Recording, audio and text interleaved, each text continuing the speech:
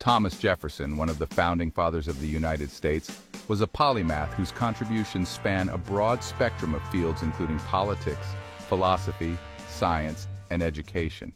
Born on April 13, 1743 in Shadwell, Virginia, Jefferson emerged as a central figure in the American Revolution and played a pivotal role in the drafting of the Declaration of Independence, where his eloquent articulation of natural rights and liberty became a cornerstone of American political ideology.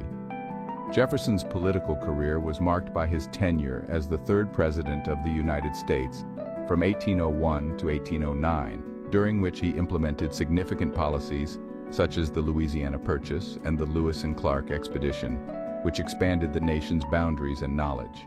His vision for America was grounded in the principles of republicanism, emphasizing individual liberties, civic responsibility, and a decentralized government structure.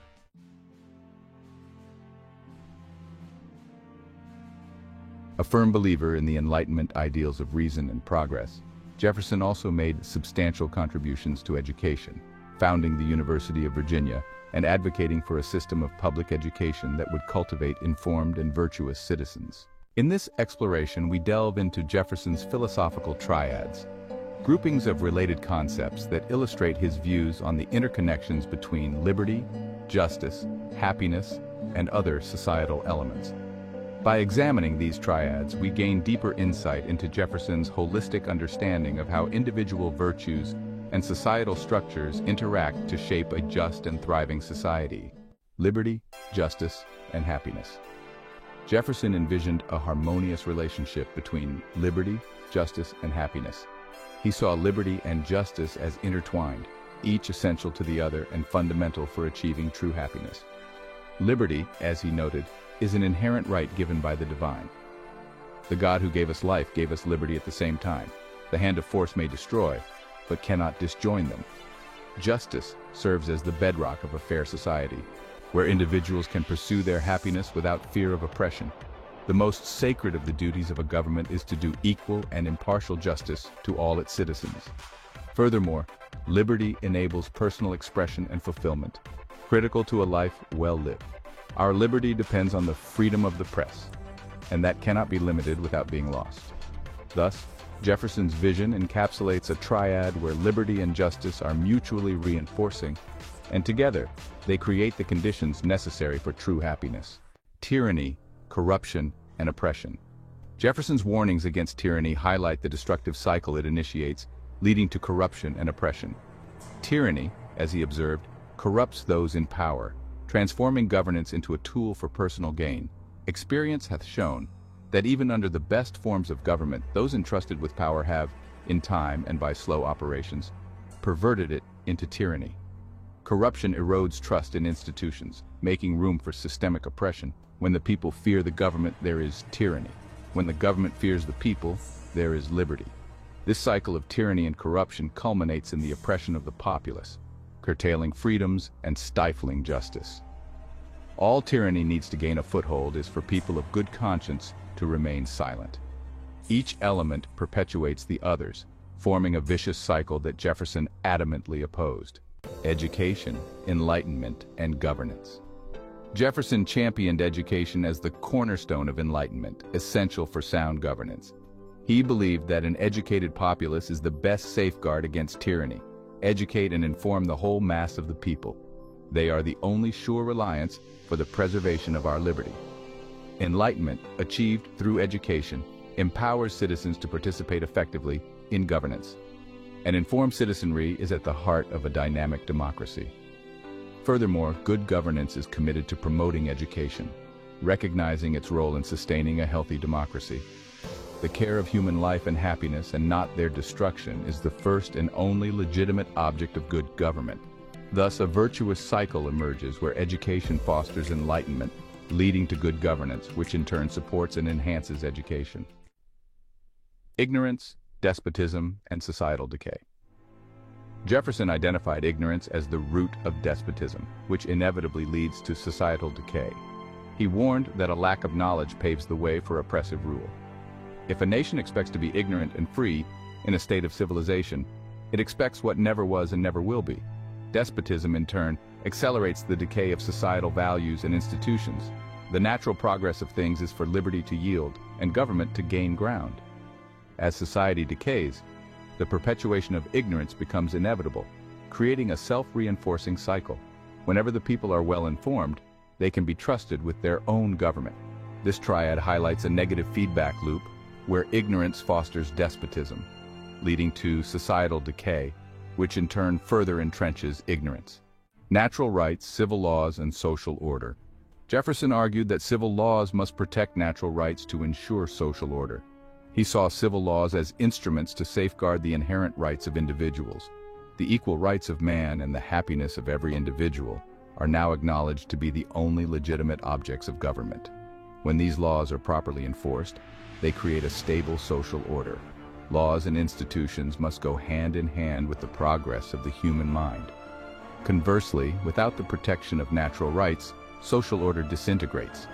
Rightful liberty is unobstructed action according to our will within limits drawn around us by the equal rights of others. Thus, the protection of natural rights through civil laws is fundamental for maintaining social order. Injustice, disorder, and reformation. Jefferson recognized that injustice undermines liberty, leading to social disorder, which necessitates reformation efforts to restore justice and rights. Injustice, he feared, would erode the very foundations of liberty. I tremble for my country when I reflect that God is just, that his justice cannot sleep forever. Social disorder bred by injustice disrupts the stability of society. The most effectual means of preventing the perversion of power into tyranny are to illuminate, as far as practicable, the minds of the people at large. Reformation becomes essential to re-establish justice and rights. Every generation needs a new revolution. Jefferson saw Reformation as a necessary response to injustice and disorder, renewing commitment to natural rights and social stability. Knowledge, freedom, and progress. Jefferson posited that knowledge drives societal progress, fostering freedom, and without knowledge, neither progress nor freedom is attainable. He saw knowledge as a catalyst for progress. Enlighten the people generally, and tyranny and oppressions of body and mind will vanish like evil spirits at the dawn of day. Progress, in turn, expands freedoms. The advancement and diffusion of knowledge is the only guardian of true liberty. Without knowledge, society stagnates, unable to advance or maintain freedom. Knowledge is power. This triad underscores the pivotal role of knowledge in driving progress and ensuring freedom. Regression, stagnation, and reform. Jefferson observed that societal regression leads to the loss of knowledge and stagnation, while reform efforts rejuvenate knowledge and drive progress. Regression, he noted, erodes the accumulated knowledge of a society. History in general only informs us of what bad government is. Stagnation resulting from regression halts progress. No nation is permitted to live in ignorance with impunity. Reform, therefore, is vital to revive knowledge and foster growth. I like the dreams of the future better than the history of the past. Through reform, society can overcome regression and stagnation, rekindling the pursuit of knowledge and progress. Education, virtue, and republic.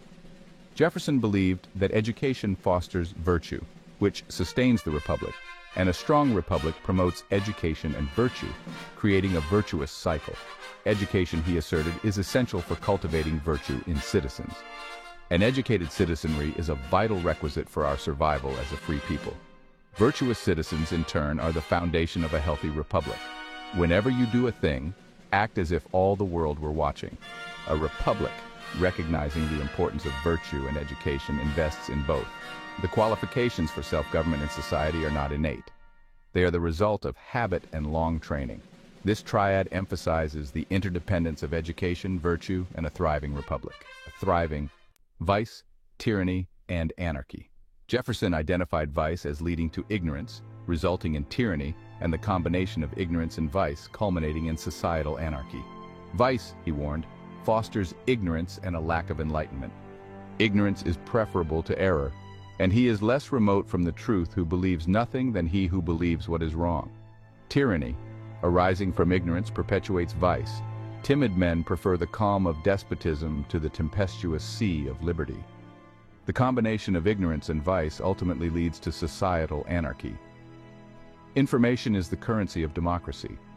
This triad illustrates the destructive cycle where vice and ignorance give rise to tyranny and anarchy. Moral duty, personal rights, and collective welfare. Jefferson argued that moral duty supports both personal rights and collective welfare, and respecting rights and ensuring welfare reinforce moral duty. A sense of moral duty, he believed, upholds personal rights and collective welfare. A strict observance of the written laws is doubtless one of the high duties of a good citizen, but it is not the highest.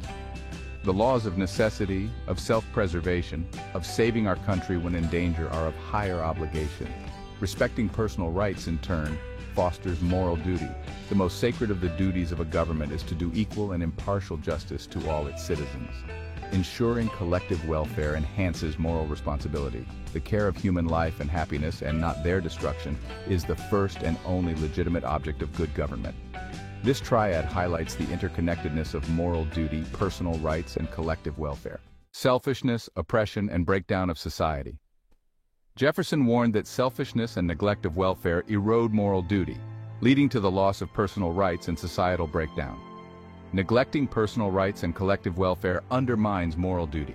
A nation, as a society, forms a moral person, and every member of it is personally responsible for his society. Without moral duty, personal rights are not respected. The spirit of resistance to government is so valuable on certain occasions that I wish it to be always kept alive. Without moral duty, society cannot maintain collective welfare. I hold it that a little rebellion now and then is a good thing, and as necessary in the political world as storms in the physical. This triad illustrates how selfishness and neglect of welfare lead to societal breakdown. Thomas Jefferson's multifaceted contributions to the foundation and growth of the United States underscore his profound impact on American society and beyond. Through the examination of his philosophical triads, we gain a deeper understanding of how he perceived the intricate interplay between fundamental concepts such as liberty, justice, and happiness. Jefferson's vision was one where these ideals were not only interconnected, but mutually reinforcing, forming the bedrock of a thriving and just society. In emphasizing the importance of education, enlightenment, and good governance, Jefferson articulated a virtuous cycle where informed citizens foster sound governance, which in turn supports further education and enlightenment. His warnings against the dangers of tyranny, corruption, and ignorance resonate as strongly today as they did in his time, highlighting the perpetual vigilance required to preserve liberty and justice. Jefferson's advocacy for natural rights, the rule of law, and social order laid the groundwork for a society that values individual freedoms while maintaining collective stability. His recognition of the need for reformation in the face of injustice and disorder speaks to his understanding of the dynamic and evolving nature of a just society. By championing knowledge as a driver of progress and freedom, Jefferson placed education at the heart of societal advancement. His belief in the interdependence of moral duty, personal rights, and collective welfare underscores a holistic approach to governance that prioritizes the well-being of both individuals and the community. Ultimately, Jefferson's legacy is one of a relentless pursuit of a more enlightened, just, and equitable society. His philosophical insights and practical achievements continue to inspire and challenge us to strive for a balance between individual liberties and collective responsibilities. In a contemporary context, Jefferson's triads serve as a guiding framework for addressing the complex issues of our time, reminding us that the pursuit of knowledge, justice, and virtue is essential for the sustained health and prosperity of our republic.